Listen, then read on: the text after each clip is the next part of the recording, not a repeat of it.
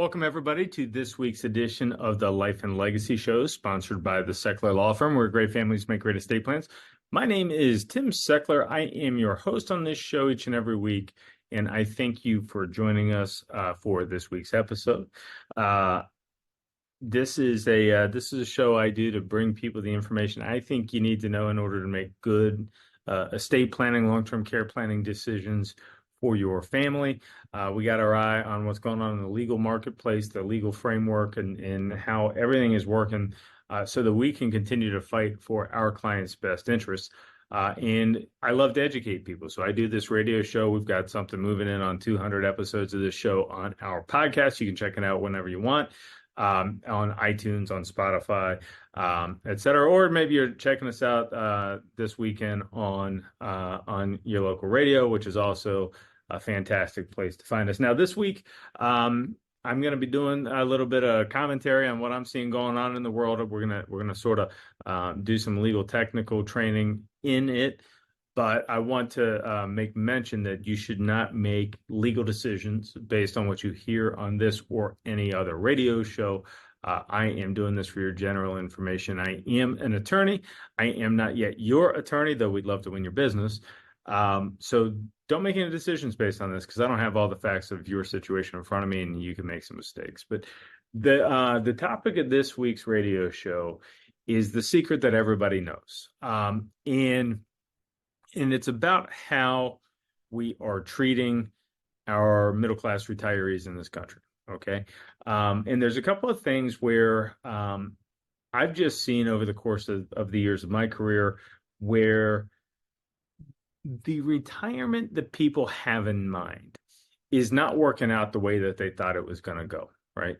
And, people toss around these concepts, the war on the middle class, and all of these things. Well, there's some very real examples I want to point out to you that I think that the underlying sentiment on a phrase like the war on the middle class, there's probably more to this than some would have you believe, right?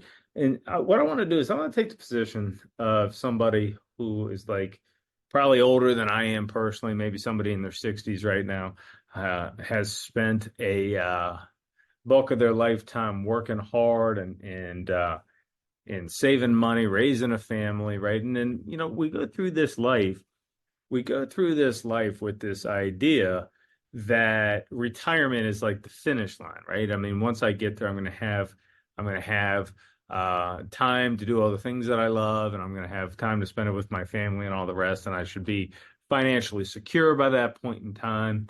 But it's not always working out for people. And there are a couple of things that have changed over time that these are long-term experiments. The baby boomer generation has gone through, and the seniors in front of the baby boomers have gone through this experiment, right? We got experience with Medicare, Medicaid. We have new incidents of long-term care at greater proportions than we used to have. We've got these retirement accounts that previous generations didn't have. Previous generations had pensions, right? And now we've got retirement accounts. So let's talk through a few things from a financial standpoint first. Let's talk about what's going on in the financial environment impacting middle-class folks.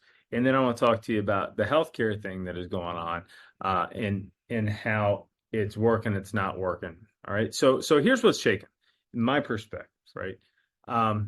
60 years ago, there was this idea that we wanted to get away. We America, politicians, lobbyists probably wanted to get away from defined benefit plans. They wanted to get away from pension because pension plans are extremely difficult to administer and they're extremely expensive. And so the powers that be saw fit to create Section 401 of the Internal Revenue Code, which created 401ks, 403bs, IRAs, and when they did that, they essentially made it from defined benefit plan to defined contribution plan so that the consumer carries a market risk about whether there's going to be enough money for them in retirement, right? So then if I'm an employee working in this company in the 1970s, and they're offering me this new thing, 401k plan, and they're giving me a 4% match on my paycheck, then I'm gonna probably do 4% because they're matching, right? So it would be like turning down a 4% raise. And so now I start plowing money into this traditional retirement account, which means pre-tax dollars go in. I get the benefit of tax deferred growth on that money over time. And then later, when I pull the money out, I'm going to pay income taxes on it. Okay.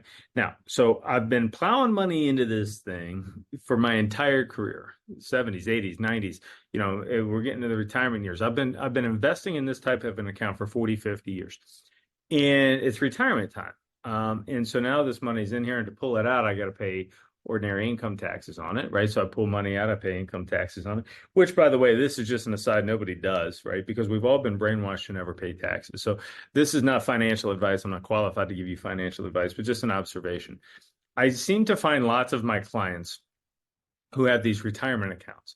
And they're terrified to pull money out of the retirement account. They don't want to pull money out because then they have to pay taxes on it. So I got clients in their 80s living on ramen noodles, and they got steaks in an IRA account, right? And all they got to do is go get the money, pay some taxes, and eat steak. But they don't want to do it because they don't want to pay taxes. And then they end up passing away, and the money goes to the kids. What do you think the kids are eating?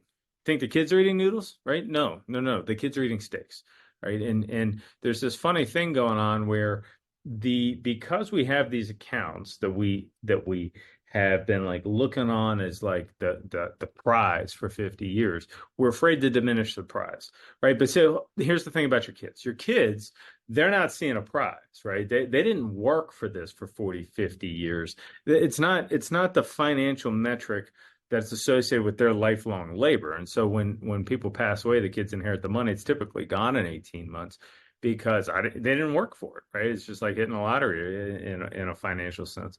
And so anyway, I'm going to get off my little rabbit hole here, but if you're thinking about doing a thing in retirement, do the thing in retirement. It's not just about how much money in the bank at the end of the day.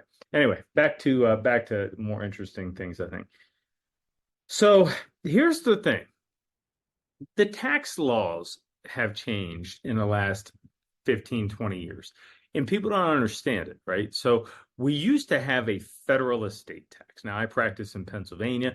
We still have a Pennsylvania inheritance tax, but if you have money and it's going to the kids, it's only a 4.5% tax. It's not that expensive. The rates can go up if you don't have kids or if that's not where the money's going. But people think there's this giant estate tax, right? And there used to be back in the 1990s, you could only pass away with like $700,000. And if you had more than $600,000 or $700,000 when you passed away, there would be a federal estate tax on the transfer of that money to your kids. But that hasn't been the case for a long time. For at least 20 years, we've had a $5 million exemption from that tax. So by definition, middle class Americans aren't paying this tax. And for a married couple, you get two exemptions, right? Spouses both get $5 million. So now you get a $10 million exemption. So nobody's paying this federal estate tax anymore. Now, but here's the thing. We have retirement accounts. Now, when money leaves retirement accounts, it's an income tax. It used to be the case back before 2020. It used to be the case that you could have, you could pass away with a retirement account. So let's say my dad passes away, and when he passed away, I'm 55 years old. He leaves me his IRA, right? I used to be able to take a thing called an inherited IRA, which would essentially mean that I could get the money and I could let the money ride with tax deferred compounding growth for my life expectancy. And so like in a way, dad's IRA could become my IRA. Now let's just do some math. So he leaves me, say, a $200,000 IRA. Okay. Now let's make up a game where you can get 7% in the market year in, year out. And I'm only doing this because it gives me easier math, because money invested at 7% doubles about every 10 years. So if I inherit this money when I'm 55 and 65, now it's grown to 400,000. 75, it's 800,000. If I make it to 85, it could be 1.6 million. Now, bring it back down to earth, cut it in half, right? For more accurate, more conservative investments. So it still goes from 200 grand to 800 grand. And this was a beautiful situation. It was such a beautiful situation that they took it away with a thing called the Secure Act. Now, the Secure Act became law January 1st, 2020, and this was sneaky, sneaky stuff. So they called it the Secure Act, which who could vote against that, right? It was called the Secure Act. But what the Secure Act did is it They dangled a couple little carrots in front of you. Uh, Enough that people didn't ask the right questions, right? But what it does is now it imposes expedited distributions after you pass away. So now if you leave your retirement account to your kids, let's go back and do the same math. My dad leaves me a $200,000 retirement account. Now, whenever he passes away, I have to pull all the money out and pay ordinary income tax rates on that money within the first 10 years after dad passes away. So it used to be the case that I could stretch the money for 30 years in tax deferred compounding growth and watch the magic of compounding interest happen. But now I don't. Now I got to pull all the money out in the first 10 years, which means I've lost a couple of decades of tax deferred growth. The other thing that it means is that what are most 55-year-olds doing? Most 55-year-olds are still working. And remember, folks, this is ordinary income. Distributions from a traditional retirement account, that's ordinary income. So now I don't get to stretch the thing for 30 years, but I also have to take the money and put it on top of my 1040, increasing my tax bracket. I'm going to get smoked. So they flat out stole your 50 years of investments into these retirement accounts. They flat out stole it with this thing called the Secure Act. Now, we're 4 years past the imposition of the Secure Act. Most people that are hearing this for the first time, they didn't even know that this occurred, right? Because they hid it, right? I mean, they made it hard to find. They made it hard to understand, right? I mean, I had articles in the Pittsburgh Post-Gazette on this, and I said, hey, watch this, required distributions this, and minimum retirement age that, and that they're taking. And you know what people did is they just turned to the sports page because people want to be oblivious, right? And that's what happened. And so they completely pulled this one over you. They stole it from you. And now here's the other thing. You didn't even know that they did it to you. When your kids inherit the money in 30 years, they're not going to know that 30 years ago, it used to be the case that this was worth a heck of a lot more money because I could get tax deferred compounding growth for a couple of decades. It's like, it's the perfect crime that they did to us because no one knows that the crime was committed, right? But we're all victims. Everybody in the middle class that has a retirement account, which is pretty much everybody in the middle class, they flat out stole these accounts from you. And so the challenge is, what do you do about it? Well, this is a great question for your financial advisor, but it's just symptomatic of what I see going on out there. And think about where this puts us. People talk about the war in the middle class. Well, this year's lifetime exemption on the federal estate tax, you can die with an awful lot of money before there's a federal death tax. This year's number is over $13 million. It's $27 million for a married couple. You can die with $27 million and not pay a federal death tax. Fine. I'm not mad at people with money. I'd love to be at people with money, but there's no death tax there. Okay. All right. You take a retired school teacher who managed to scrap together $500,000 in a retirement account. When she passes away, now that money distributes to her kids, and there's a tax that's due within a defined period of time after she passed away because she passed away. That, my friends, is a death tax on the middle class, right? So they don't have a federal death tax on wealthy people. I mean, you got to get over $27 million. That's pretty wealthy.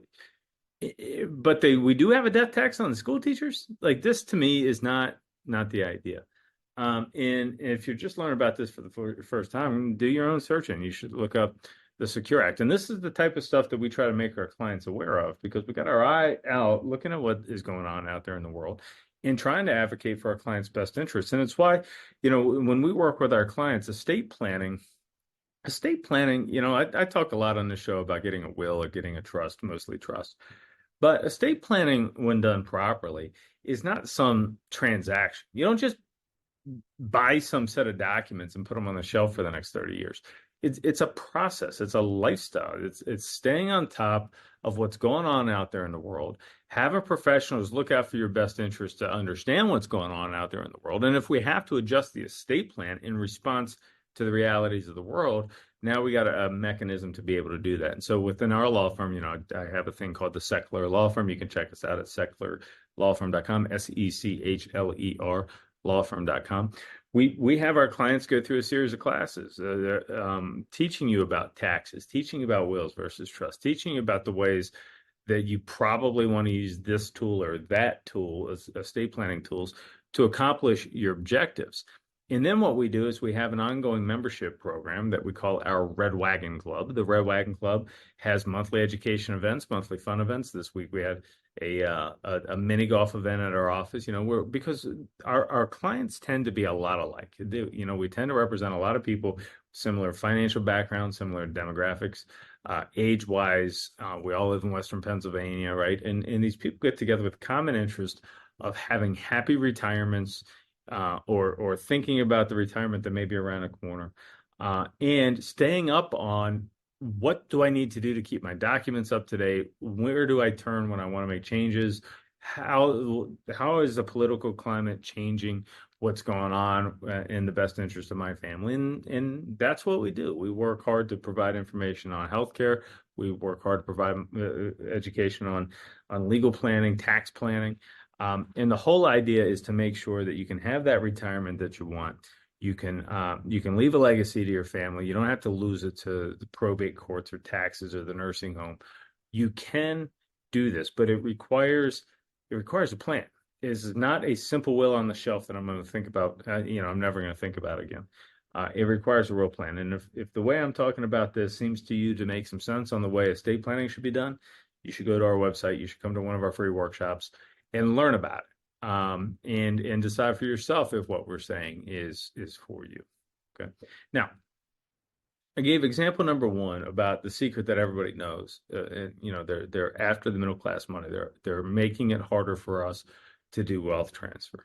The other secret that everybody knows is that the healthcare system for seniors is broken. Everybody knows, right? Nobody wants to talk about it. Neither the left nor the right is trying in a serious way to fix the healthcare system for our seniors.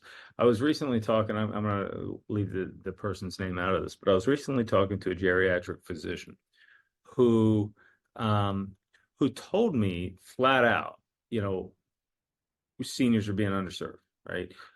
There's things going on in the Medicare game where they're not getting their coverage paid for. They're having to go out of pocket more than they planned on going out of pocket. In particular, where I see this occurring is in long-term care. If you think about what's happening, Medicare is the health care for retirees in this country. Once you turn 65, you get Medicare. You pick traditional Medicare Advantage plans, fine. And the idea then is that we have our health care in our retirement years, except that Medicare doesn't pay for the single biggest healthcare expense that seniors face. It does not pay for custodial care. It pays for acute care. It pays for hospitalizations and surgeries, but not for long-term care in a nursing home, right?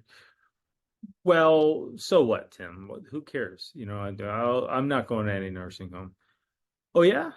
Well, seems to me nursing homes are full of people that were never going to nursing homes.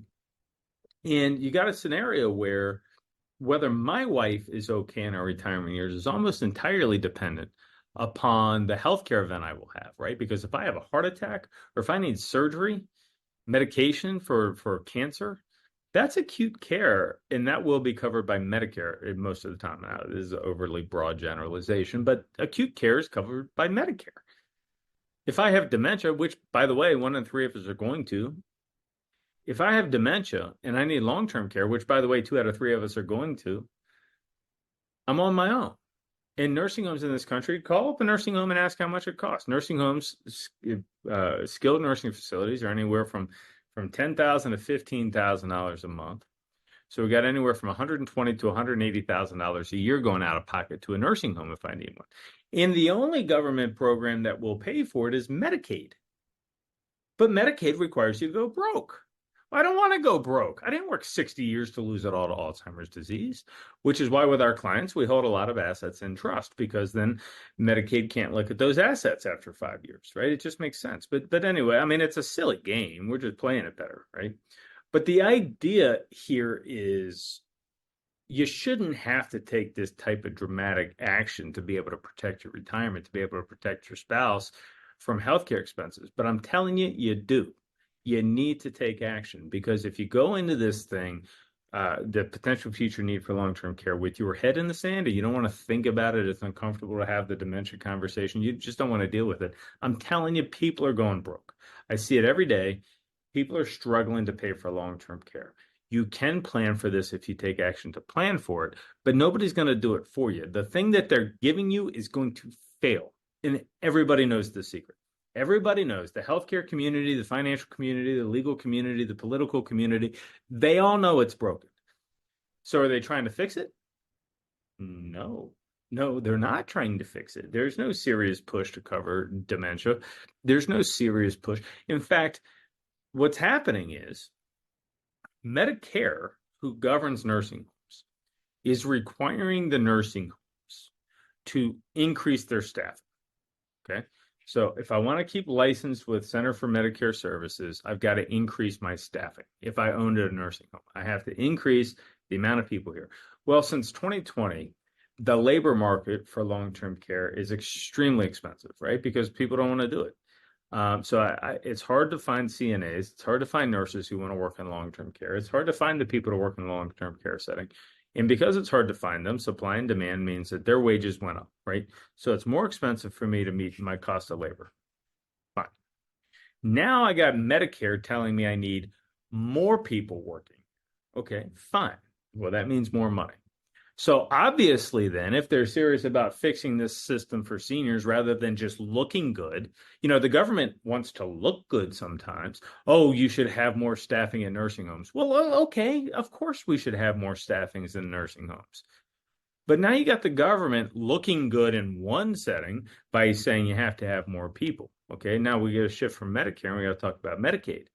Medicaid saying, yeah, but we're not paying you more. Right? So wait. If I'm a nursing home owner, I think this is how I feel right now. Wait a second. This is a pretty tough business to be in the first place. I mean, providing for people that have dementia or other long-term care, it's not easy to provide this care. If it were easy to provide this care, they'd be at home, right? It's not easy to provide this care. It's expensive to provide this care. And I've got to hire qualified people. Now you're telling me I've got to hire more qualified people, probably more qualified people than the labor market has, and so now my cost of labor just went up by multiple. Okay, fine. But you're not paying me anymore for this. So I got to do the thing that I had to do, and I got to do more of it by law. I got to do more of it. But also by law, you're not paying me anymore. And so you see articles in a Post Gazette recently with something like 21 Pennsylvania nursing homes filed for bankruptcy in like a 60 or 90 days time period. 21 Pennsylvania nursing homes filed for bankruptcy, right? Well, let's just ask ourselves a question here, folks. I mean, I don't ever want to go to a nursing home, but I'd like to know that one exists, right? So why is it that they're making it so darn hard for people who own nursing homes to be successful with it? And I don't, I'm not trying to go down the rabbit hole of conspiracy theorists. I don't give them enough credit to have a conspiracy. I just think nobody's talking and nobody's thinking, and the politicians are flat out failing seniors, and everybody knows it. But no one is trying to change it, which is why you have to protect yourself. You have to protect yourself. You have to protect your own house. You have to protect your own money. You have to protect your own family. And you can do this with a proper legal framework. But that legal framework has to go beyond answering the simple question, who gets my stuff when I pass away?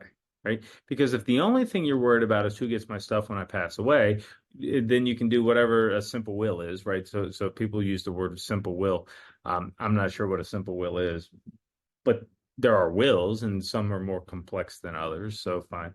So I get the cheapest document I can find that answers the question, who gets my stuff when I pass away, but doesn't wrestle with how can I protect this stuff for my spouse or for the kids. And we're not doing that. We're just assume there's some leftovers. Well, folks, I'm telling you, it's not a safe assumption that there's going to be some leftovers. And so with a proper estate plan that involves the use of trusts and involves some communication with family about their future roles as your trustee and decision makers, you can protect yourself from this broken system, but you have to take action. The system is broken. Everybody knows it. They're not going to fix it. Everybody knows that too. So fix it for yourself. Plan for your own family.